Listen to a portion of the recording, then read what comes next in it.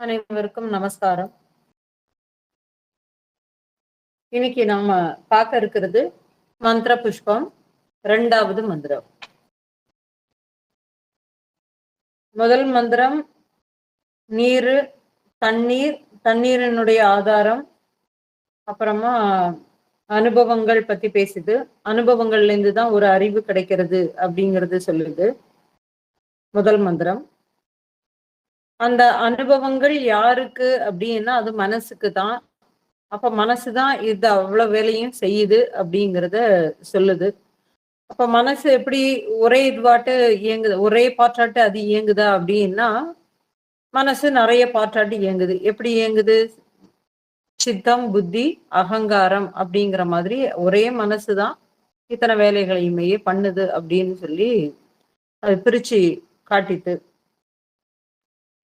இப்ப 2வது மந்திரம் இதுல அனுபவங்களுக்கு காரணம் இதுதான் அப்படின்னு தீர்மானம் பண்ணி மனசுக்கு அந்த உறுதிப்படுத்தக்கூடிய விஷயங்கள், அனுபவங்களை சேகரிக்கிறது யாரு சேகரிக்கிறாங்க, எப்படி அது போய் சேகரிக்கிறது அப்படிங்கிறத 2வது மந்திரம் விளக்குறது.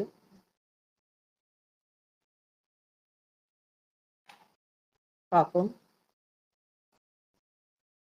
ஓம் ஈஸ்வரோ குருராத்மேதி மூர்த்தி பேத விபாகினே व्योमवद्व्याप्त देहाय दक्षिणामूर्तये नमः. ओम सहनाववतु सहनौ भुनक्तु सह वीर्यं करवावहै तेजस्विनावधीतमस्तु मा विद्विषावहै. ஓம் சாந்தி சாந்தி சாந்தி. ஹரி ஓம்.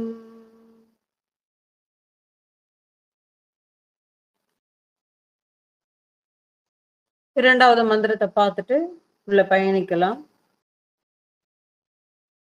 2வது மந்திரம் அக்னி, அக்னியை பத்தி பேசுறது. அக்னினா நெருப்பு, நெருப்பை பத்தி பேசுது. இங்க நெருப்பு அப்படிங்கிறது புத்தி சக்தி. இது என்ன சொல்ல வருதுங்கிறத பார்க்கலாம். மந்திரம் ஓம் அக்னிர்வா அபாமாயதனம் ஆயதனவான் பவதி யோக்னேராயதனம் வேதா ஆயதனவான் பவதி आपो वाग्नेरायतनम् आयतनवान् भवति य एवं वेद योपामायतनं वेद आयतनवान् भवति. 2வது மந்திரம் என்ன சொல்ல வருதுன்னா, யாரொருவன் நீரின் ஆதாரத்தை அறிகிறானோ அவன் தன்னில் நிலை பெற்றவன்.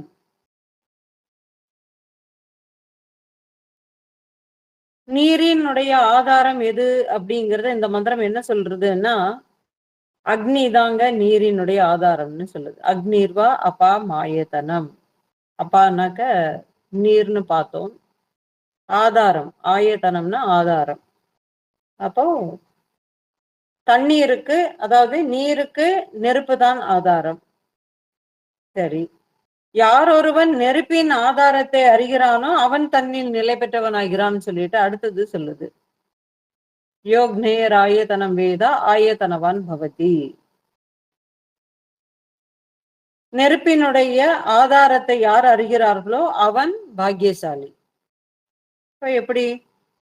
அதுக்கும் அதுவேதான் பதில் சொல்லுது. என்ன சொல்லுது? ஆபோவா அக்னேர் ஆயத்தனம் ஆயத்தனவான் பவதி. நீர் தாங்க நெருப்புக்கு ஆதாரம். இப்படி யார் அறிந்து கொள்கிறார்களோ அவர்களே பாக்கியசாலி, அவனேதான் தன்னில் நிலை பெற்றவனாகிறான் அப்படிங்கிறத சொல்லுது. இது எப்படின்னா, நீர் இல்லைன்னா நெருப்பு இல்லை, நெருப்பு இல்லைன்னா நீர் இல்லை அப்படிங்கிற மாதிரியான விஷயங்களை இது சொல்ல வருது. பார்ப்போம். முதல்ல நெருப்புதான் நீருக்கு ஆதாரம். நம்மளுக்கு குறள் என்ன சொல்லுது? விண்ணின்று பொய்ப்பின் விரிநீர் உலகத்து உள்நின்றுடற்றும் பசி. மழையினுடைய முக்கியத்துவத்தை சொல்லுது. வானின்று உலகம் வழங்கி வருதலால் தானமிழ்தம் என்றுனர் மாட்டு. அப்போ மழைங்கிறது தான் நம்மளுக்கு ஆதாரம் இல்லையா? நீருக்கு ஆதாரம் நம்மளுக்கு மழை. மழைங்கிறது எப்படி வருது? கடல் நீர் ஆவியாகி சூரிய வெப்பத்தினால் கடல் நீர் ஆவியாகி அது மேகமாக மாறி குளிர்ந்து மழையாகி நீராகிறது. இது எல்லாருக்குமே தெரியும். சூரியன்ல இருந்து சூரிய வெப்பத்தினாலதான் கடல் நீர் ஆவியாகி மேகமாட்டாகி மழை பெய்யறது. இதுல என்ன இருக்கு?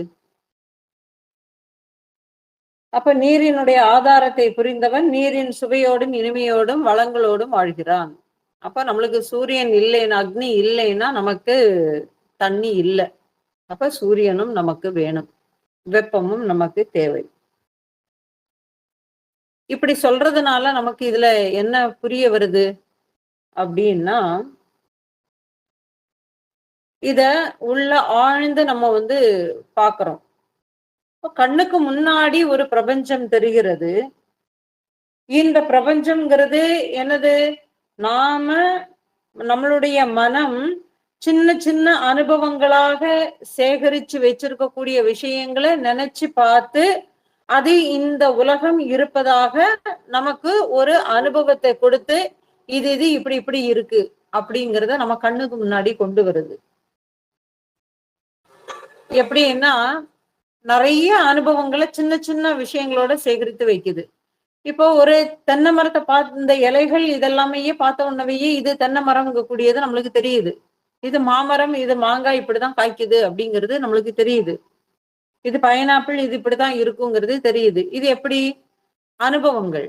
நமக்கு எப்படி அனுபவங்கள் எப்படி கிடைக்கிறது? மற்றவங்க மூலமாட்டு நமக்கு சொல்லி கொடுத்து நம்மளுக்கு சேகரிச்சு நமக்கு வச்சிருக்கிறோம்.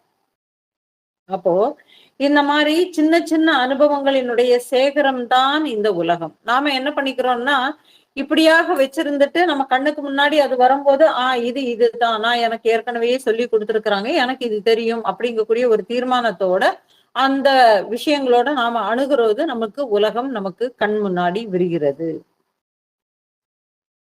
இப்போ உதாரணத்துக்கு எப்படி எடுத்துக்கலாம்னா, ஒரு மரம் ஒரே மரம் தான், ஆனா அந்த மரம் உயரமாக இருக்கிறது, குள்ளமாக இருக்கிறதுன்னு மனம் சொல்றது அது ஒரு அனுபவம். யானை இப்படித்தாங்க இருக்கும், அதுக்கு தொம்பிக்கை உண்டு, கொம்பு இருக்கு, காது முறம் போல இருந்து அது வீசிக்கிட்டு இருக்கும் அப்படிங்கிறது அது ஒரு அனுபவம்.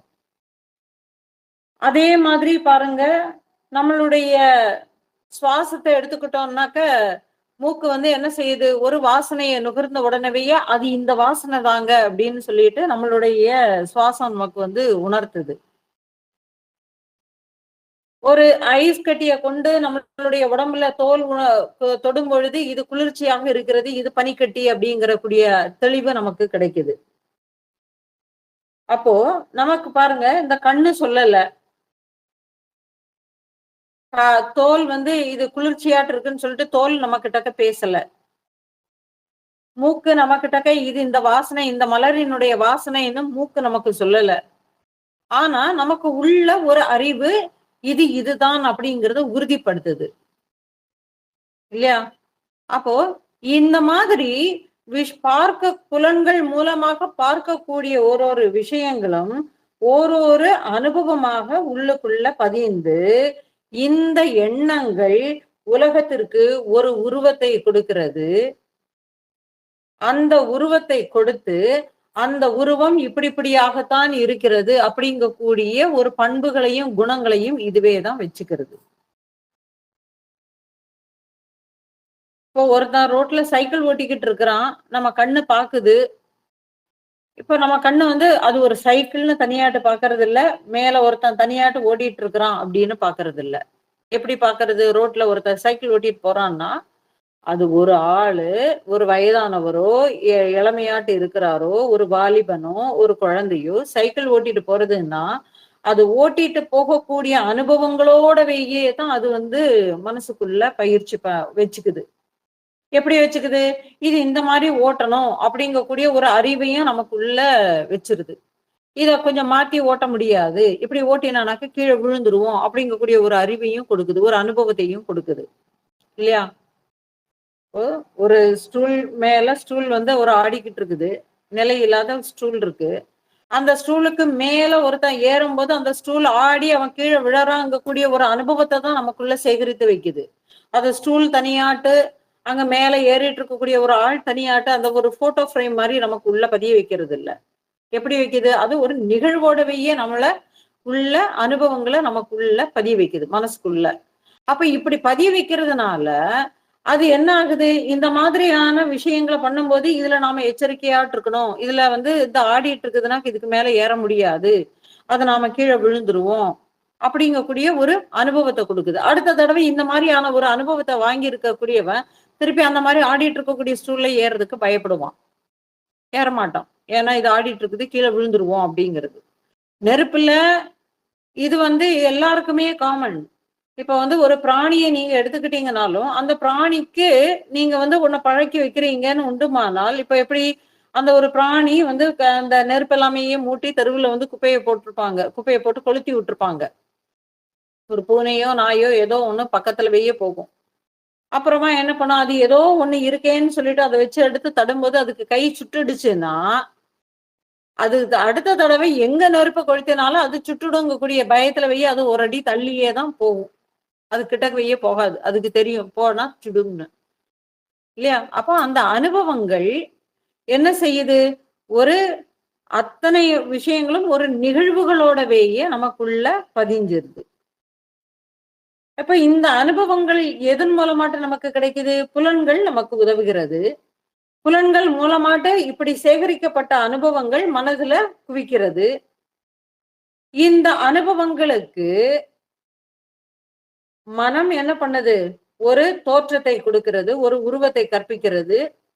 இந்த உருவம் இப்படி இப்படி ஆனது. ஏன்னா, இது ஏற்கனவே ஒரு அனுபவத்த வச்சிருக்கு இல்லையா? அனுபவத்த வச்சிருக்கிறதுனால, இந்த அனுபவங்களை வைத்து, அந்த உருவத்துக்கும் இந்த ஒரு அனுபவங்களையும் வச்சு, அதற்கு ஒரு வாசனா கற்பிதத்தை இதுவாகவேயே உருவாக்கி வச்சு, இது இப்படித்தாங்க இருக்கும். எனக்கு இது எப்பவுமேயே தெரியும். இது இப்படித்தான். இப்ப மாம்பழத்த எடுத்துக்கிட்டோம்னா, அந்த மாம்பழம் புளிப்பான மாம்பழத்தவையே சாப்பிட்டு பழக்கப்படுத்தினவன் கிட்டக்க போயி, இனிப்பான ஒரு மாம்பழத்த சாப்பிட்டவன், மாம்பழம் எவ்வளவு இனிப்பாட்டு இருக்குன்னு சொல்லும்போது அவன் ஏத்துக்க மாட்டான். ஏன்னா, அவன் இனிப்பான மாம்பழத்த சாப்பிடவே இல்ல. ஆனா என்ன பண்ணிடுறான், மாம்பழம் அதெல்லாம் கிடையவே கிடையாதுங்க. எனக்கு தெரியும். மாம்பழம்னாக்கா அது வந்து வெறும் நாராட்டு இருக்கும். அது புளிக்கும் அப்படிங்கிறது. ஏன்னா, இவனுடைய அறிவு அந்த புளித்த மாம்பழத்தவையே புளிப்பாட்டி இருக்கக்கூடிய மாம்பழத்தவையே சாப்பிட்டு, சாப்பிட்டு அதுலவே பழகி போய் இருக்கிறதுனால, மாம்பழம் இனிப்பாட்டு இருக்கக்கூடிய தன்மை தெரியாது. தெரியறதில்ல. ஒரு மாம்பழத்துல சிலது வந்து ஜூஸ் ரொம்ப ஜாஸ்தியாட்டு இருக்கும். சில மாம்பழத்துல வந்து அந்த சக்கை எதுவுமேயே இல்லாமல் அது அப்படியே எடுத்து சாப்பிடக்கூடிய வகையில இருக்கும். அப்ப இது எல்லாமேயே வேறு வேறு அனுபவங்கள், வேறு வேறான விஷயங்களோட நமக்கு வந்து இதுதான் கூடிய தீர்மானத்துக்கு மனசு பழக்கப்படுத்தி வைக்கிறதுனால, இந்த மனம் என்ன பண்ணுதுன்னா, தான் எதுக்கு பழக்கப்படுத்தி இருக்கிறோமோ, அதுக்கே தான் நிக்குமே தவிர, இன்னொன்னு சொல்லும்போது அத வந்து உடனே ஏத்துக்காது. ஏத்துக்கிறது இல்ல. அப்போ என்ன பண்ணுது? இந்த மனம் தான் தான் வைத்திருக்கக்கூடிய அனுபவங்களுக்கு ஒரு உருவத்தையும் கொடுத்து, அது இப்படித்தான்ங்கக்கூடிய வாசனா கற்பிதத்தையும் கொடுத்து, அதுலயே நிக்க வைக்குது இந்த மனசு தான். அப்போ இப்படி இருக்கிறதுனால, இந்த கருத்துக்கள் எப்படி இருக்கு? ஒருத்தருக்கும் மாறுபடுது. ஏன்னா, இனிப்பான சுவையுள்ள மாம்பழத்தை சாப்பிடுகிறவனுடைய உணர்வு வேற. புளிப்பான மாம்பழத்தை சாப்பிட்டுருக்க கூடியவனுடைய இது வேற. இன்னொருத்தன் சொல்லுவான், வெறும் நாராட்டு தாங்க இருக்கும்பான். அவனுடைய அனுபவம் வேற. அப்ப பாருங்க, ஒரே மாம்பழம் தான். ஆனால் அதை அனுபவித்தவனுக்கு அவனவனுடைய பார்வையில் அவனவனுடைய உலகம் வேற வேறையாட்டு இருக்கு. இப்போ ஒரு குழந்தைய எடுத்துக்கிட்டோம்னா, இதே மரம், செடி, கொடிகள் எல்லாமே தான் இருக்கு. இதே தெருவு தான். ஆனா, அந்த குழந்தைக்கு என்ன பண்ணும்? அதே தெருவு, அந்த தெரு எப்படி இருக்கும்? ஒரு சொர்க்க பூமி மாரி இருக்கும். எங்கடா வெளியில போய் நம்மள வந்து தெருவுல அங்கேயே இருந்து அந்த அத்தம் வரைக்கும் ஓடிக்கிட்டு, விளையாடிக்கிட்டு இருக்கும். அந்த குழந்தைக்கு அது ஒரு பார்க் மாதிரி. ஆனா வயசானவங்க என்ன பண்ணுவாங்க? நீ போனேனாக்கா சைக்கிள் வந்து தட்டிருவான். சொல்றோம் இல்லையா? சைக்கிள் வந்து மோதிரும். ரோட்ல போறவங்க பார்த்து பண்ண மாட்டாங்க. ஒரு குழந்தை போகுறதேங்கிறத கவனிக்க மாட்டாங்க. அதனால என்ன பண்ணுவாங்க? அந்த குழந்தைய பிடிச்சு உள்ள வச்சுக்குவாங்க. அவங்களுக்கு அதே உலகம். ஆனா வேறையாட்டு தெரியுது. இல்லையா? ஒரே உலகம் ஓரொருவருடைய மனசுக்கும் வேற வேற மாரி தெரியுது. இப்போ உதாரணத்துக்கு எப்படி சொல்லலாம்னா, ஒரு காத்தடிக்குது. ஒரு சரியான ஒரு காத்து. நான் ஒரு சூறாவளி காற்றே வீசுதுன்னு வச்சுக்குவோம். ஒருத்தர் வாசல்ல வந்து நின்னுட்டு, இந்த காத்து சுகமாட்டு இருக்கு. எவ்வளவு நாள் ஆச்சு இந்த காத்த அனுபவிச்சுட்டு ஒருத்தன் உட்கார்ந்திருப்பான். இன்னொருத்தன் இந்த காத்து வந்து என்ன வேலை செய்யவே விடாம எனக்கு தொந்தரவாட்டு இருக்குன்னு சொல்லிட்டு வீட்ல எல்லா ஜன்னக்கதவையும் சாத்தி வீட்டுக்குள்ள உட்கார்ந்துக்குவாங்க.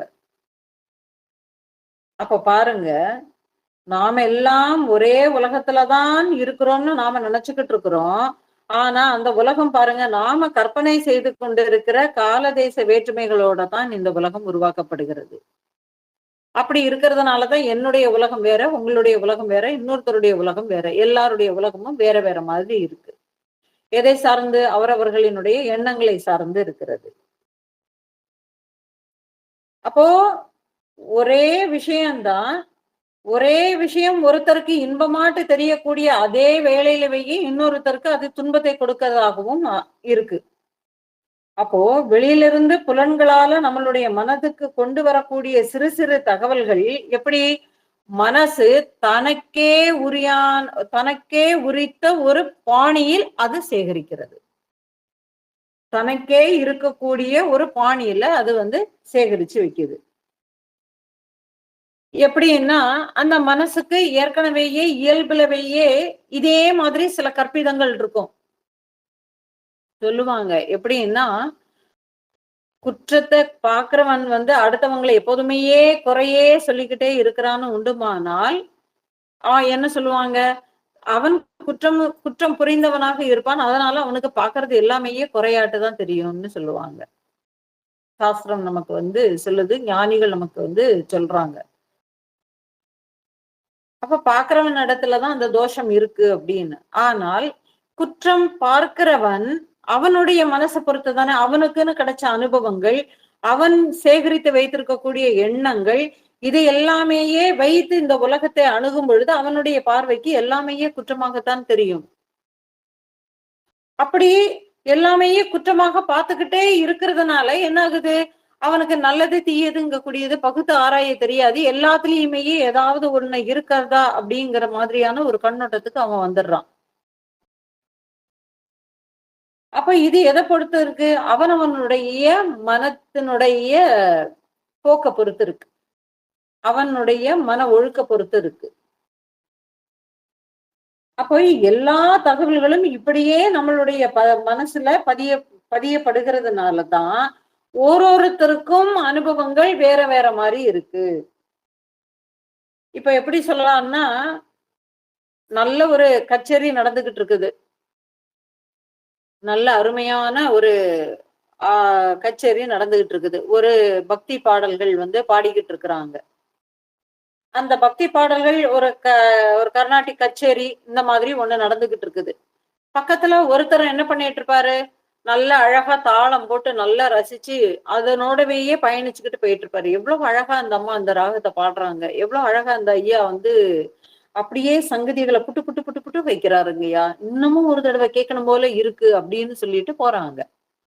அதுக்கு பக்கத்துலவே ஒருத்தன் உட்கார்ந்திருப்பான். எவ்வளவு நேரமா தான் இதே பாட்டு பாடுன்னு இழுன்னு இழுத்துக்கிட்டே உட்கார்ந்திருக்கிறாங்க. போர் அடிக்குது. அப்படின்னுட்டு அவர் எந்திரிந்து போயிடுறாரு. இன்னொருத்தருக்கு காதே கேட்கிறதே இல்ல. ஆனாலும் அங்க எல்லாருமே மண்டையாட்டிட்டு இருக்கிறத பார்த்து அவரும் மண்டையாட்டிக்கிட்டு உட்கார்ந்திருக்கிறாரு. இன்னொருத்தங்களுக்கு சங்கீத ஞானம் அவங்க என்ன பாடுறாங்க என்னங்கிறதே தெரியாது. ஆனால் அந்த குரலினுடைய இனிமை அங்க அவங்க அவங்கள உட்காத்தி வச்சிருக்கோம். அவங்க என்னங்க பாடினாங்க? அது எனக்கு தெரியாது.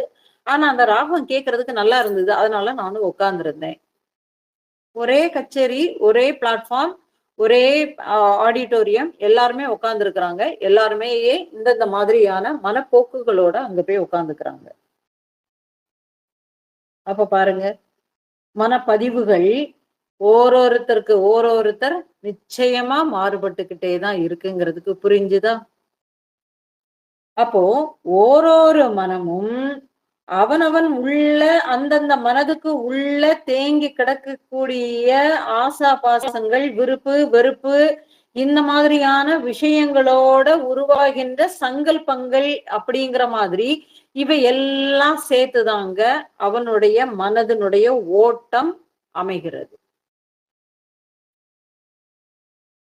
அப்போ அவன் எப்படி அவனுடைய அனுபவங்கள், அவனுக்கு இதுக்கு முன்னாடி நிறைய விஷயங்கள பலாப்பழம் இப்படித்தான் இருக்கும்னு சொல்லிட்டு ஒரு பலாப்பழத்தை கொண்டு வந்து காட்டினவனுக்கு ஒரு அன்னாசி பழத்தை கொண்டு வந்து காட்டி இது பலாப்பழம்னு சொல்லி பாருங்க, இது தெரியாது. இது உனக்கு தான் தெரியவே இல்லை, நீ முட்டாள். பலாப்பழம்ங்கிறது இதுதான் இருக்கும். இது நீ காட்டிட்டு இருக்கிறது அன்னாசி பழம். எப்படி நீ இதை சொல்ற?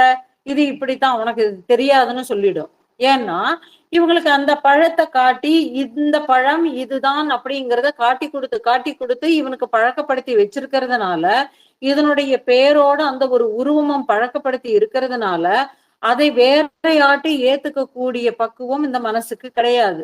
அது ஒரு பழம், அவ்வளவேதான். அந்த பழத்துக்கு ஒரு உருவம், அந்த உருவத்துக்கு ஒரு பேரு, அவ்வளவுதான். அப்ப அந்த ஒரு பழத்துக்கு ஒரு பேரு அப்படின்னு சொல்லிட்டு வரும் பொழுது அந்த பழத்தினுடைய குணங்கள் எல்லாத்தையும் தாங்கிதான் அந்த பேரு இருக்கு. அன்னாசி பழம்னு எடுத்துக்கிட்டோம்னா அது புளிப்பு தன்மையோட இருக்கும் இல்லையா? அதனுடைய மருத்துவ குணங்களை சேர்ந்து தாங்கி நிற்கும். நீங்க பாருங்க, அன்னாசி பழம்னு தெரிஞ்ச உடனேயே மருத்துவ குணங்கள். விவசாயிகிட்ட கேட்டானாக்கா அது எப்படி பயிரிடுறதுங்க கூடியது, அது இந்த மாதிரியான விளையும், அது இப்படிதாங்க நடணும் அப்படின்னு சொல்லிட்டு அதனுடைய மெத்தட சொல்லுவாங்க. இந்த மண்ணுல விளையுங்கிறத சொல்லிடுவாங்க. பழத்தினுடைய தன்மை, அது புளிப்பு தன்மையோட இருக்கும், ஒரு சாறு இருக்கும் அப்படிங்கிறத சொல்லிடுவாங்க. மேல் தோற்றங்கள் அது இப்படி இருக்கும், அதை தொட்டா முள்ளு குத்தும் அப்படிங்கிறது வரைக்கும் சொல்லிடுவாங்க. அப்போ ஒரு உருவம், அந்த உருவத்துக்குண்டான பெயர், இந்த இரண்டோடையும் அது என்ன செய்யுது, அதனுடைய பண்பு, அதாவது அதனுடைய குணங்கள், அதனுடைய தன்மை எல்லாம் சேர்ந்துதான் நமக்குள்ள ஒரு அனுபவமாட்டு பதியுது. பாத்தீங்களா? அப்போ இப்படியாக ஒரு உருவகப்படுத்துவதுல இந்த மனம் ஒரு முக்கிய பங்கு வகிக்கிறது. அப்ப என்ன ஆகுது? அப்ப ஒருத்தருடைய ஆசா பாசங்கள், விருப்பு வெறுப்பு, இது எல்லாமே எதை பொறுத்து இருக்கு? அவனுடைய கடந்த கால அனுபவங்களை பொறுத்துதாங்க இருக்கு. எப்படி கடந்த கால அனுபவங்கள்? நெருப்பு கிட்டக்க சுட்டுக்கிட்ட ஒரு மிருகமோ அல்லது ஒரு குழந்தையோ யாராட்டு இருந்தனாலும் திரும்பவும் அதுக்குள்ள கை வைக்க மாட்டோங்க கூடிய ஒரு அறிவு இல்லையா? அப்போ இந்த மனதினுடைய தவறான புரிதல்களினால ஒருத்தன் உண்மையை கூறினாலும் அவன் அதை உதாசீனப்படுத்துகிறான். எதனால? இந்த மாதிரி அவன் அதனோட அந்த எண்ணங்களோடவையே பழக்கப்படுத்தி இது இப்படித்தான் கூடிய ஒரு தீர்மானத்துக்கு அவன் வரதுனால இன்னொருத்தர் சொல்லக்கூடிய கருத்துக்களை அவன் என்ன பண்ணுகிறான்? உதாசீனப்படுத்துகிறான். எப்படி சொல்றான்? மாம்பழம், இனிப்பான மாம்பழமே இருக்கு, நீ இதை சாப்பிட்டு பாருடா, இனிப்பாட்டு இருக்கும். வேண்டவே வேண்டாம், இந்த மாம்பழம் புளிக்கும், எனக்கு வேண்டாம், இது பார்த்த உடனேயே தெரியுது இது புளிக்கும்னு, அதனால எனக்கு இது வேண்டாம். அப்புறமா இவன் திரும்ப திரும்ப நச்சரிச்சுக்கிட்டே இருந்தான்னு வைங்களேன், அடுத்து ஆட்டோமேட்டிக்கலாவே என்ன பண்ணும்? அவனவையே அவாய்ட் பண்ணிக்கிட்டு போயிடுவாங்க இல்லையா? அப்ப பாருங்க, ஒருவர் உண்மையை பற்றி, அதாவது தவறான புரிதல்களினால உண்டான அறியாமையை விலக்கி உண்மையை எடுத்து கூறினாலும் அவன் அதனை இதனால் உதாசீனப்படுத்துகிறான். எதனால உதாசீனப்படுத்துகிறான்? அவனுக்குன்னு உண்டான ஒரு விஷய அனுபவம் அவனுக்குள்ள இருக்கிறதுனால அவன் அதனை உதாசீனப்படுத்துகிறான். இப்படி பலவிதமான வண்ணங்கள் பூசப்பட்ட ஒரு தகவல் துளிகளைத்தான் இந்த மனம்ங்கிறது மூளைக்குள்ள ஆராய்ந்து அதை சேகரித்து வைக்குது. ஒரு பழத்தை கொண்டு வந்து கொடுத்த உடனேயே, இப்ப கம்ப்யூட்டர்ல நம்ம ஒண்ணு போடுவாங்க, ஸ்கேன் பண்றது, அந்த மூவிஸ்ல எல்லாம் காட்டியிருப்பாங்க, பார்த்திருப்போம். உன்னை கொண்டு போன உடனே இப்படி இப்படின்னு ஸ்வைப் பண்ணி மேட்ச் அப்படின்னு காட்டும் இல்லையா? அப்ப பாருங்க, அது மேட்ச்னு காட்டுறதுக்கு அது ஒண்ணு ஓடி அது நமக்கு ஒரு முடிவை சொல்றதுக்கு கொஞ்சம் டைம் எடுத்துக்குது. அந்த ஒரு ப்ராசஸர் என்ன பண்ணுது? ஒரு டைம் எடுத்துக்குது. ஆனா பாருங்க, நமக்குள்ள இருக்கக்கூடிய அந்த மூளைங்கக்கூடிய ப்ராசஸர் பாருங்களேன், எவ்வளவு ஆச்சரியம் பாருங்களேன். ஒண்ண பார்த்த செகண்ட்லவேயே இது இதுதான்னு சொல்லிடுது பாருங்க. பார்த்த உடனேயே அது இதுதான்னு சொல்லிருது. உன்ன பார்த்துட்டு இது இது தெரியவே இல்லைனாலும், எனக்கு அது தெரியலன்னு சொல்றதுக்கு ஒரு அறிவு வேணும்ல. இப்போ அந்த அன்னாசி பழத்த ஒரு பெரிய ஒரு இதுக்குள்ள ஒரு பேப்பரோ அல்லது ஒரு பெரிய ஒரு அது வெளியில அதுல என்னது இருக்குங்கிறதே தெரியாதபடிக்கு ஒரு பெட்டிக்குள்ள போட்டு, அந்த பேக் பண்ணி எடுத்து நம்ம குடுக்குறது, அதுக்குள்ளது என்னது இருக்குங்கிறதே தெரியாது. இப்போ மேரேஜுக்குலாம் போகும்போது கிஃப்ட் குடுப்பாங்க. ஒரு பெட்டிக்குள்ள பேக் பண்ணி எடுத்து குடுப்பாங்க. பார்க்கறதுக்கு பெட்டி பெருசாட்டுருக்கும். உள்ளுக்குள்ள என்னது இருக்குங்கிறதே தெரியாது. இல்லையா? அப்ப பாருங்க, அது பார்த்த உடனேவேயே, அதுக்குள்ள என்னது இருக்கும்னு தெரிஞ்சா, இது மூளை என்ன பண்ணும்? அதுக்கு வந்து அந்த பெட்டி தான் தெரியுது. உள்ளுக்குள்ள இது தெரியல. உடனே இந்த இது என்ன சொல்லிரும்? அதுக்குள்ள என்னது இருக்குன்னே தெரியல. வாங்கி குடுக்குறவனுக்கு தெரியும். நம்ம என்ன வச்சு கிஃப்ட் குடுத்தோம்னு. வாங்குறவனுக்கு அது தெரியாது. உடனே அது வந்து என்ன சொல்லிருது? இதுக்குள்ள என்னது இருக்கோ தெரியலன்னு சொல்லிடுது. தெரிஞ்சா அது இன்னதுதான்னு சொல்லுது. தெரியலங்கிறதுக்கு சொல்லிருது. இதுக்கு எவ்வளவு செகண்ட் எடுத்துக்குது? இந்த செகண்ட்லயும் நுண்ணிய செகண்ட். அதாவது 1 செகண்ட்ன்னு கூட நம்ம வந்து அளவீடு செய்யவே முடியாது. அப்ப பாருங்க, எவ்வளவு ஒரு விசித்திரம் நம்மளுடைய மூளைன்னு. அப்போ இந்த மாதிரி ஒட்டுமொத்த சேகரிப்பு தான் நாம பார்க்கக்கூடிய இந்த பிரபஞ்சம். எப்படி? இந்த அனுபவங்கள்னால நாம இந்த உலகத்த பார்க்கிறோம். இப்போ பாருங்க. யோபாமாயதனம் வேதா ஆயதனவான் பவதி. அக்னிர்வா அபாமாயதனம் ஆயதனவான் பவதி. யார் ஒருவன் நீரின் ஆதாரத்தை அறிகிறானோ அவன் தன்னில் நிலை பெற்றவன் ஆகிறான். நெருப்பே நீரின் ஆதாரம். வந்துருச்சா? மனசுக்கு இந்த கொண்டு வரக்கூடிய இந்த ஒரு விஷயங்கள் தான் ஆதாரம். சரி. இப்போ அதே மாதிரி தண்ணிக்கு ஆதாரம் எது? நெருப்பு. இல்லையா? இப்போ நீருங்கக்கூடியது நம்மளுடைய அனுபவங்களினுடைய சேகரத்தை குறிக்கிறதுங்கிறத பார்த்தாச்சு. இப்போ இது புலன்கள்னால கொண்டு வரக்கூடிய தகவல்களை மனம் தனது விருப்பு வெறுப்புகளினுடைய அடிப்படையில் ஒரு கூட்டமாக மூளைக்கு அனுப்பி வைக்கிறது. இதையும் தெரிஞ்சாச்சு. அந்த பதிவுகள் தான் நமது உலகத்திற்கு, அதாவது நாம் காணும் புற உலகத்திற்கு ஒரு உருவத்தை கொடுக்கிறது. ஆமாம். உண்மையில் உலகம் என்பது நம்முள் தான் இருக்கிறது. நமக்கு வெளியில் நமக்கு வேறாக இல்லை. கரெக்ட் தானே? ஏன்னா, என்னுடைய அனுபவம் சார்ந்த விஷயங்களோட நான் இந்த உலகத்தை பார்க்கும் பொழுது, இந்த இந்த உலகம் அது என்னுடைய அனுபவங்களுக்கு தகுந்த மாதிரி விரிகிறது. ஒரு குழந்தைக்கு அதே உலகம், அந்த குழந்தையினுடைய கற்பனா சக்திக்கு ஏற்றபடி அந்த குழந்தையினுடைய உலகம் விரிகிறது. வாலிபனுக்கு அவனுடைய அனுபவங்களுக்கு தகுந்த மாதிரி அந்த உலகம் விரிகிறது. இப்போ வாலிப வயசுல அவனுக்கு வெயில்னும் தெரியாது, ஒண்ணுமே தெரியாது. 2 கேர்ள் ஃப்ரெண்ட் வராங்க, நம்ம இன்னைக்கு வெளியில போலாம், அல்ல ஃப்ரெண்ட்ஸுகள் வராங்க, எல்லாருமா சேர்ந்து சுத்த போலாம்னா வெயிலும் தெரியாது, ஒண்ணுமே தெரியாது. பைக் எடுத்துக்கிட்டு போய்க்கிட்டே இருப்பாங்க.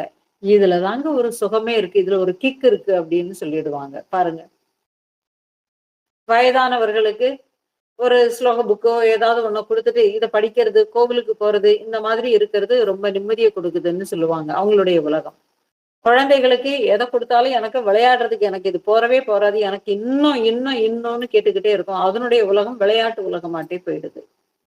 படிக்கிற பருவத்துல இருக்கக்கூடியவர்களுக்கு, மாணவர்களுக்கு அந்த படிக்கிறது, நம்ம நல்ல ஒரு ஷைன் பண்ணணும் அப்படிங்கக்கூடிய எண்ணங்களோட இருக்கக்கூடியவங்களுக்கு அந்த படிப்பு தான் உலகமாட்டே போயிடும். சாதிக்கணும்னு நினைக்கக்கூடியவர்களுக்கு சாதனை ஒரு உலகமாட்டே போயிடும். இல்லையா? அப்போ நாம் பார்க்கக்கூடிய உலகம் என்பது நமக்குள்ளே தான் இருக்கிறது. நம்மளுடைய அனுபவங்கள்ல தான் இருக்கு. நமக்கு வெளியில் நமக்கு வேறாக இந்த உலகம் இல்லை. இதை எப்படி தெரிஞ்சுக்கலாம்னா, அன்றாடமா நமக்கு தெரியுது. அன்றாடமா நம்ம அனுபவத்துல இருக்கு. நம்மளுடைய அன்றாட விஷயங்களை வச்சேதான் சாஸ்திரங்கள் நமக்கு வந்து புரிய வைக்குது. ஆனா நம்மளால அத வந்து ஏத்துக்க முடியறது இல்ல. இப்போ கிச்சன்ல ஒரு 10 பேர் வீட்டுக்கு கெஸ்ட் வராங்க. ஒரு 20 பேருக்கு சமையல் பண்ணணுமான்னு சொல்லிட்டு அந்த வீட்டு ஐயா வந்து அந்த அம்மா கிட்ட சொல்லிடுறாங்க. அந்த அம்மா 20 பேருக்கு உண்டான சமையல்கள்ல மும்முரமாட்டு இருக்கிறாங்க. அதுவும் எப்போ 10 மணிக்கு வந்துருவாங்க. நீ 10 மணிக்கு இது அவ்வளவு பேருக்கு சமையல முடிச்சிடணும். 20 பேருக்குள்ள சமையலையும் முடிச்சிடணுங்கும்போது, அந்த அம்மா கிட்டக்க போயி, நீங்க நான் பக்கத்து வீட்டுக்கு போனேனா, வந்தேனான்னு சொல்லுங்க. காது கேட்காது. அந்த அம்மா ஆ, ஆ, ஆ, ஆன்னு உங்கள்ட்ட பேசிக்கிட்டு இருப்பாங்க. எல்லாம் சமையல் வேலை எல்லாம் முடிச்சதுக்கு அப்புறமா, யாராவது வந்து, நான் அப்போதே வந்தேன்ல, வந்துட்டு நான் உங்க கிட்டக்க பேச வந்தேன்ல, நீங்க தான் எனக்கு இப்படிலாம் சொன்னீங்களான்னு கேட்டு பாருங்க. அந்த அம்மா ஒரே வார்த்தையில சொல்லும். வந்தது பார்த்த மாரி இருக்கு. ஆனா, நீ என்ன பேசுனங்கிறது எனக்கு சரியா கவனிக்கல. திரும்ப ஒரு தடவ சொல்லுன்னு சொல்லுவோம். இது ஒரு அனுபவம். நல்ல வேலையில லேப்டாப்ல இன்னைக்குள்ள மாரி ஐடி ஃபீல்டுல உட்காந்து வேலையோடவே மூழ்கிட்டு உட்கார்ந்திருப்பாங்க. அந்த வீட்டம்மா எங்க கடையில போய் எனக்கு ஏதாவது ஒரு சாமான் வாங்கிட்டு வாங்க. இவங்களுக்கு இந்த ஒர்க் ரொம்ப முக்கியமாட்டு இருக்கும். நான் இத முடிச்சே ஆகணுங்கிறதுலயே இவங்க ஒர்க் பண்ணிக்கிட்டே இருப்பாங்க. அங்க சொல்றது காதுல விழும். ஆனா விழாது. ஏன்னா இவங்க செயல்படக்கூடிய இதுல இல்ல. அப்ப இவங்க என்ன பண்ணிடுறாங்க, அதுக்குள்ளவேயே ஒன்றி போயிடுறாங்க. நான் அப்பவேயே சொன்னேன், நீங்க ஏன் வெளியில போகவே இல்ல, சாமான்லாம் ஏன் வாங்கிட்டே வரலன்னு சொல்லிட்டு கத்துவாங்க. அப்போ அந்த உலகம் நாம நினைக்கிறது தான் அந்த உலகம் வெளியில விரியறதே தவிர, நாம நமக்குள்ளவேயே நாம இருக்கும் பொழுது, அந்த உலகம் நம்மில் வேறாக இல்லை. நமக்குள்ளவேயே தான் இருக்கு. நான் நினைச்சா அந்த உலகம் வெளியில வருது. இல்லைன்னா எனக்குள்ளவேயே ஒடுங்கிக்குதுங்க. இது ஒரு பிராக்டிகல். இது எல்லாருக்குமேயே ஒரு அனுபவமாட்டு அப்பப்போ நடக்குது. ஆனா, அப்பப்போ நடக்கிறத நாம என்ன பண்ணிக்கிறோம்? சிந்திக்காம விட்டுடுறோம். ஏன் சிந்திக்காம விட்டுடுறோம்னா, இதுல செயல்னு ஒண்ணு வருது பார்த்தீங்களா? இந்த செயல்கள்னால பிணைக்கப்படுறதுனால இந்த மாதிரி ஆயிடுறாங்க. இந்த செயல் இல்லாத தன்மை, செயலற்ற தன்மையில சும்மா உட்கார்ந்திருக்கும் போதும் இந்த உலகத்த வெறுமனே வேடிக்கை பழக முடியாது. ஏன்னா, செயல்கள் செய்தே பழக்கப்பட்டவனுக்கு செயல் செய்யாம இருக்கவே முடியாதுங்க. இதுதான். அப்ப பாருங்க. அப்போ இந்த மாதிரி எல்லா பதிவுகளும் தான் நமக்கு உலகத்திற்கு ஒரு உருவத்தை கொடுக்கிறது. அப்போ பாருங்க, இப்படி எல்லாம் நடத்திக் கொண்டு யார் இருக்கிறார்கள்? இந்த நீரோட்டத்திற்கு மனதின் அனுபவங்களின் சேகரிப்பு கலனுக்கு எது ஆதாரமாக இருக்கு? இப்போ ஒரு நதிய எடுத்துக்கிட்டோம்னா, ஒரு தண்ணீரோ, நீர்வீழ்ச்சியோ ஏதாவது ஒண்ணு எடுத்துக்கிட்டோம்னா, அதுக்கு எது ஆதாரம்? அதுக்கு ஒரு நிலப்பரப்பு இருக்கு. அந்த நிலப்பரப்புல தான் அது வந்து ஓடுது. அப்ப அது ஓடக்கூடிய மண்ணுக்கு ஏற்றபடி அதனுடைய நிறம் மாறும். கரிசல் மண்ணுல போகும்போது கருப்பு கலர்ல மாறிடும். செம்மண் இதுல போகும்போது அது சிவப்பு கலர்ல மாறிடும். இல்லையா? தொளிமண் கலர் மாறி ஒரு பழுப்பு கலர்ல மாறிடும். அப்போ அது ஓட்டம் எதுல ஓடுகிறதோ, ஓடுகிற தன்மை அந்த அந்த மணல் திட்டுக்கு அது எது மணல் தான் நம்மளுக்கு ஆதாரமாட்டு இருக்கனால, அதுக்கு தகுந்த மாதிரி அதனுடைய உருவம் மாறுவதனால என்ன ஆகுது? இது எல்லாமேயே பிரம்மம், இறைவன், ஆன்மா அப்படிங்கக்கூடிய அந்த ஒரு விஷயந்தாங்க இந்த வாழ்க்கைங்க கூடிய ஒரு நீரோட்டத்துக்கே ஆதாரம்னு சொல்லி இந்த மந்திரம் அடுத்தது சொல்ல வருது. அப்போ வாசனைகளே இல்லாத, குறைபாடுகள் ஏதுமே இல்லாத தூய பிரம்மம் தான் நமது வாழ்வினுடைய ஆதாரம். இந்த பிரம்மம் இல்லைன்னா நாம எதையுமே அனுபவிக்க முடியாது. ஏன்னா புலன்கள் வேலை செய்யாது. புலன்கள் வேலை செய்யலைன்னா மனம் வேலை செய்யாது. மனம் வேலை செய்யலைனாக்க புத்தி வேலை செய்யாது. புத்தி வேலை செய்யலைன்னு உண்டுமானால் அனுபவங்கள் இல்லை. யார் இந்த உண்மையை அறிந்து கொள்கிறார்களோ அவன் ஆத்ம சாட்சா்காரம் அடைந்தவன் ஆகிறான். அப்போ அவன்கிட்ட இருந்து விருப்பு வெறுப்புகள் எல்லாமே ஒழிந்து விடுகின்றன. ஏன்? அவனுக்கு தெரிஞ்சு போச்சு. பிரம்மத்தினுடைய நிலைப்பாடுலதான் இது எல்லாமே மனதினுடைய வேலைதான் அப்படிங்கிறது தெரிய வருதுனால, அவன் என்ன பண்ணிடுறான்? பிரம்மத்திலேயே நிலை பெறுகிறான். எது ஆதாரமாக இருக்கிறதோ, எது இல்லை என்றால் பாக்கி உள்ளது எதுவுமே இல்லைங்கிறது தெரிஞ்சு போயிடுச்சு. பிரம்மம் தான் காரணம். பிரம்மம் இல்லைன்னாக்க இங்க வேற ஒண்ணுமே இயங்காதுங்கிறது தெரிஞ்சு போச்சு. அப்போ புத்திசாலி என்ன பண்ணிடுறான்? அந்த பிரம்மத்தை நோக்கித்தான் தன்னுடைய பயணத்தை வைக்கிறான். அப்படி வைக்கும் பொழுது அவன் பரபிரம்மமாகவே ஆகிவிடுகிறான். அவன் எதனாலும் துன்பப்படுவது இல்லை. இன்ப துன்பங்கள் என்ற இருமைகளும் அவனுக்கு இல்லை. அப்ப முடிவுதான் என்னதுங்க? அந்த பிரம்மம் தான் நெருப்பு. அக்னிங்கிறது அந்த பிரம்மம் தான். இப்ப பாருங்க. அந்த புத்திய எப்படி சொல்றாங்க? பிரம்மம். இந்த பிரம்மம் தான் அப்படிங்கறத தெரிஞ்ச உடனேயே இது என்ன பண்ணிடுது? எல்லா வாசனைகளையுமே எரித்து சாம்பலாக்கிடுது. அப்ப என்ன ஆகுது? இந்த நெருப்பு தான் நம்மளுடைய வாழ்க்கை இங்க உலகங்கக்கூடிய ஒரு நீரோட்டத்திற்கு, மன ஓட்டத்திற்கு காரணமாக அமைகிறது. இந்த உண்மையை அடைகிறவன் பரமசாந்தியை அடைகிறான். அப்போ இந்த அக்னியை, இந்த நெருப்பை ஒரு பருவுடலில் வந்த ஒரு மனிதன், ஸ்தூல உடம்பிற்கு வந்த ஒரு மனிதன் தன்னுடைய புத்தி சக்தியாக அறியும் போதுதான் அவனுக்கு இந்த உலகம் விரிகிறது. எப்படி விரிகிறது? அந்த தூய பிரம்மத்தினுடைய அறிவு இவனுடைய மனதில் பட்டு பிரகாசிக்கிறதுனால தான் அந்த அறிவை கொண்டு இந்த மனம் விஷயங்களை அறிந்து கொண்டு அந்த மனம் அதனை தனித்த ஒரு தன்னுடைய அறிவாகவே அது பாவித்துக் கொள்கிறது. அப்ப என்ன ஆகுது? மனம் தன்னை போலியான ஒரு நான் என்று உருவகப்படுத்திக் கொள்கிறது. அப்போ இது பிரம்மத்தினுடைய நான் சொல்லல, இது எல்லாமே வந்தோடனே எனக்கு தெரியும், நான் அறிந்து கொள்கிறேன் கூடிய ஒரு பிடிமானத்துக்குள்ள வந்துருது இல்லையா? அப்படி வந்துருதுனால இந்த மனம் தன்னை அறியாமையினாலே தன்னை போலியான நான் என்று உருவகப்படுத்தி கொண்டு அனைத்து விஷயங்களையும் இது தன்னுடையது, இது எனக்கானது, என்னுடையது, இது நான், இது எனக்கு வேண்டும், இது என்னால் ஆக்கப்பட்டது, இது என்னை வைத்து செயல்படுகிறது, இப்படி இங்க கூடிய நான் எனது கூடிய விஷயங்கள் எல்லாத்தையும் சேர்த்து பின்னி பணச்சுக்குது. அப்போ மனதினுடைய மேம்பட்ட சக்தியாக கூடிய இந்த ஒரு புத்தி சக்தி அந்த தூய அறிவாகிய பரபிரம்மத்தை மறைத்து புலன்கள் தரக்கூடிய விஷயங்களை கொண்டு பொய்யான நான் என்பதை உருவாக்கி அதை மனதின் மூலம் இந்த உடலை நான் என்று கருதி கொண்டு அனைத்து விஷயங்களையும் செய்து தன்னை அந்த பரபிரம்மத்திலிருந்தும் வேறானவனாக பிரித்து வைத்து தன்னை ஒரு ஜீவாத்மா என்று கருதி கொண்டு அந்த சுக துக்கங்கள் அப்புறமா இன்ப துன்பங்கள்ல எல்லாத்துலயுமே இருமைகள்ல சிக்கிக்கிட்டு ஒரு புலம்பல்ல உண்டு பண்ணி உட்கார்ந்துக்குது. அதுதான் உண்மைன்னு நம்பவும் ஆரம்பிக்கிறது. இந்த உண்மையான நான் தான், ஜீவாத்மா தான் உண்மைங்க கூடியதை நம்பவும் ஆரம்பிக்குது. அப்போ தன்னை இந்த ஒரு ஸ்தூல உடம்பாக கருதி கொண்ட இந்த ஒரு மனம் புலன்கள் தரக்கூடிய விஷயங்களை உண்மைன்னு நம்பி விஷய வாசனைகள் அதுக்கு ஏன்னா புலன்கள் எப்படி எப்படி கொண்டு வருதோ அந்த விஷயங்களோடவும் கடந்த கால அனுபவங்களோடவும் வைத்து அது அஞ்ஞானத்தில் உழல ஆரம்பிக்கிறது. அப்போ இந்த மாயனான் கூடிய ஒரு புத்தி சக்தி என்னதுதான்? ஒரு விதத்தில் நெருப்பு தான், அதுவும் பிரம்மமே தான். அப்போ பாருங்க, பிரம்மம் தான் வாழ்க்கைங்க கூடிய நீரோட்டத்திற்கு ஆதாரமாக இருக்கிறது. லௌகீக பார்வைக்கு எடுத்துக்கிட்டோம்னா இந்த போலியான நான் உலகத்திற்கு ஆதாரமாக இருக்கிறது. போலி நான் இந்த லௌகீக உலகத்திற்கு காரணமாக அமைகிறது. அப்போ என்ன, இந்த அறியாமை நீங்கிட்டோம்னா நாம இந்த பரபிரம்மத்தை உணர முடியும். அப்போ புலன்கள் கொண்டு வரக்கூடிய தகவல்களால் உருவாக்கப்பட்ட மனதினுடைய கற்பிதமாகிய இந்த உலகத்திற்கு ஆதாரம் மனம். ஓகேவா? இந்த புற உலகத்தை உண்டாக்குகின்ற அதே மனம் கூடிய ஒரு புத்தி சக்தி தான் அக்னி புத்தி சக்திங்க கூடிய ஒரு நெருப்பு தான் இந்த மனதிற்கும் ஆதாரமாக இருக்கிறது. பாருங்க, ரெண்டும் ஒண்ணு சம்பந்தத்தோட தான் இருக்கு. ஒண்ணுக்கு ஒண்ணு ஆதரவு அளித்து இந்த பொய்யான ஒரு நானை உயிரோட இது தக்க வச்சுக்கிறதுக்கு என்னெல்லாம் வழி உண்டுமோ அது அவ்வளவும் இதே மனம்தான் பண்ணுது. அப்ப என்ன, மனதினுடைய அனுபவங்கள் அழிந்து விட்டால் இந்த பொய்யான நான் என்பதும் அழிந்து விடும்.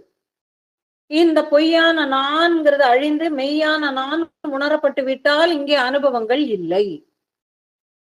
ஆகவே யார் ஒருவன் நீரின் ஆதாரத்தை நன்கு அறிகிறானோ அவன் பிரம்மத்தில் நிலை பெற்றவன் ஆகிறான். எப்படி? இனிப்பு சாப்பிடணுங்கிறது ஒரு ஆசை, அது வேணுங்கக்கூடிய ஒரு எண்ணம். அந்த எண்ணம் என்ன செய்யுது?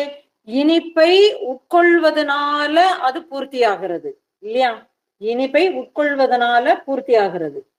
அப்ப இனிப்பை உட்கொள்ளும் பொழுது அந்த அனுபவம் என்ன செய்யுது? பூர்த்தி ஆகிறது. அந்த ஒரு அனுபவம்ங்கிறது எப்படி சொல்றதுன்னா ஒரு உணர்வு. அது இருக்கிறதுனால தான் அனைத்து அனுபவங்களும் இங்கே சாத்தியமாகின்றது, இல்லைன்னா சாத்தியமாகாது.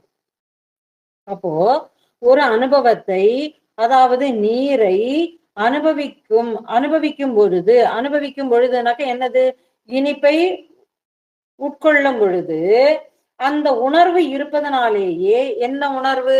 அந்த அக்னி இருப்பதனாலேயே அனைத்து அனுபவங்களும் இங்கே சாத்தியமாகின்றன. அப்போ புலன்கள் மூலமாட்டு வெளி உலகத்திலிருந்து பெறப்பட்ட தகவல்கள் எல்லாத்தையும் ஒன்றாக இணைத்து தன்னையே ஒரு தனித்துவமான நான் என்பதை இவ்வாறு மனிதன் உருவாக்கி கொள்கிறான். இப்படி பல்வேறு அனுபவங்கள் காரணமாக ஒரு தனித்த நான் கூடிய ஒரு அடையாள தோற்றம் வருகிறது என்பதனை எவன் அறிந்து கொண்டு இவற்றிலிருந்து விலகி எதர் ஆதாரமாக இருக்கிறது என்பதை அறிந்து கொண்டு அந்த தூய பிரம்மத்தில் யார் நிலை பெறுகிறார்களோ அவர்களே உண்மையான பாக்கியசாலி அப்படின்னு இந்த மந்திரம் ஆசீர்வாதம் பண்ணுகிறது. அப்போ என்ன ஆகுது? உண்மையா இது எல்லாமேயே போலியான நான்கு கூடிய தோற்றத்தை இந்த மனம்தான் கற்பிதம் செய்து கொள்கிறது. ஆனால் நான் உண்மையான நான் யார் என்பதைக்குண்டான விஷயங்களோட போகணும் கூடியதுனால உண்மையான நான் பற்றிய அறிவை எவன் அறிந்து கொள்ள பயணிக்கிறானோ, அறிந்து கொள்ள ஆவல் கொள்கிறானோ, அந்த அறிவை அறிந்து கொள்கிறானோ, அந்த பிரம்ம சாட்சா்காரத்தை பற்றிய ஒரு அறிவை பெறுகிறானோ, அந்த கணத்திலேயே அவன் ஆசீர்வதிக்கப்பட்டவன் ஆகிறான். அப்போ நெருப்பின் சுபாவம் எப்படி இருக்கு? விழுங்குறது அல்லது எரித்து விடுவது. அது அத்தனையுமே உள்வாங்கிறது. அப்ப என்ன ஆகுது? நெருப்பு அனுபவங்களை எல்லாம் விழுங்கிக்கிட்டே இருக்கு. அதுல என்ன போட போட போட போட அது ஏத்துக்கிட்டே இருக்குது. எவ்வளவு போட்டாலும் அது ஏத்துக்கிட்டு சாப்பிட்டுக்கிட்டு அது போக்குல எரிஞ்சுக்கிட்டே தான் இருக்கு. அப்ப என்ன ஆகுதுன்னா அனுபவங்களை விழுங்கி கொண்டே இருந்து இந்த போலி நானை உருவாக்கி கொண்டே இந்த ஒரு பொய்யான உலகம், இந்த பொய்யான நான்கிற கூடிய ஒரு அபிமானத்தோட இந்த ஒரு ஜீவாத்மாங்க கூடியதை அது உருவாக்கி தன்னிலேயே இந்த புத்தி தக்க வைத்து கொண்டு இதற்கு போலியான நான்கு கூடிய ஒரு அகங்காரத்தை கொடுத்து இந்த அகங்காரத்தின் மூலம் தன்னை ஜீவாத்மா என்பதை நிரூபணம் செய்து அதை தக்க வச்சுக்கிறதுக்கு தாங்க இந்த வாழ்க்கையில அத்தனை போராட்டங்களும் பண்ணிக்கிட்டே இருக்கு. இப்போ இந்த விஷயங்களை இந்த மனம்தான் புரிகிறது என்பதை யார் ஒருவர் அறிந்து கொள்கிறார்களோ அந்த புத்தியில் கற்பிதமாக கொடுக்கப்பட்ட விஷயங்களிலிருந்து விலக்கி, ஏனால் இந்த புத்தி மனம்ங்கிறது அது எடுத்து வச்சிருக்கக்கூடிய அனுபவங்கள் வாயிலாட்டுத்தான் இந்த அனுபவங்களை புத்தி கற்பிக்கப்பட்டு போலியான நான் என்பது உருவாகிறது. வாஸ்தவத்தில் நான் இவை ஏதும் இல்லை, இவை எல்லாம் வந்து போகின்றவைகளாக இருக்கின்றன. அப்படிங்கிறதுனால கொடுக்கப்பட்ட புத்தியை வைத்து நித்தியானித்திய விவேகத்தை கடைபிடித்து நிலையான நிலையான பிரம்மத்தின் மீது தன்னுடைய கவனத்தையும் தன்னுடைய ஈடுபாட்டையும் பிரம்மத்தின் மீது நிலைநிறுத்தி அதன் மூலம் உலக விஷயங்களை வேடிக்கை யார் பார்க்கிறார்களோ, உலகத்தில் நடப்பது எல்லாத்தையுமே வேடிக்கை பார்த்து கொண்டு இருக்கிறார்களோ, உலக விஷயங்களோட சம்பந்தப்படாம மனதின் செயல்பாடுகளோட சம்பந்தப்படாம அந்த பிரம்மத்தில் யார் நிலை பெறுகிறார்களோ அவர்களே பாக்கியசாலி. அப்போ நீரின் ஆதாரத்தை எப்படி? நீரினுடைய ஆதாரம் என்னது? மனம்தான் எல்லா அனுபவங்களினுடைய சேகரிப்பு கலன். நெருப்பே நீரின் ஆதாரம். புத்தியால கற்பிக்கப்பட்ட இந்த போலியான நான் தான் இந்த மனம்ங்கிறது உருவாகிறதுக்கு காரணம். இப்ப பாருங்க, நீரே நெருப்புக்கு ஆதாரம், நெருப்பே நீருக்கு ஆதாரம். அனுபவங்கள் தான் தனித்த நான் கூடிய மனம்ங்கிறதுக்கு காரணம். அப்போ இந்த அனுபவங்களை அழித்து விட்டால் பிரம்மத்தில் நிலை பெற முடியும். அப்போ இந்த மாதிரி யார் ஒருவர் பிரம்மத்தில் நிலை பெறுகிறார்களோ, போலியான நான் அதாவது மெய்யான நான் உணரப்பட்டு விட்டால் அங்கே அனுபவங்கள் இல்லை என்பதை உணர்ந்து மெய்யான நானில் யார் நிலை பெறுகிறார்களோ, மெய்யான நான்கிறது என்னது? உண்மையான நான்கிறது பிரம்ம சாட்சா்காரம். அது இல்லைனாக்க இங்க ஒண்ணுமே இல்லை. புலன்கள் இல்லை, மனம் இல்லை, சித்தம் இல்லை, அகங்காரம் இல்லை, இந்த பருவுடல் இயங்குறதுக்கு உண்டான சாத்தியக்கூறுகள் எதுவுமே இல்லை என்பதை யார் அறிந்து கொள்கிறார்களோ அவன் பிரம்மத்தில் நிலை பெற்றவன் ஆகிறான் அப்படின்னு சொல்லி இந்த 2வது மந்திரம் முடிவடைகிறது. இனி அடுத்த வரக்கூடிய வகுப்பில் 3வது மந்திரத்தை பார்க்கலாம். ஓம் பூர்ணமத பூர்ணமிதம் பூர்ணாத் பூர்ணமுதச்யதே பூர்ணஸ்ய பூர்ணமாதாய பூர்ணமேவாவசிஷ்யதே. ஓம்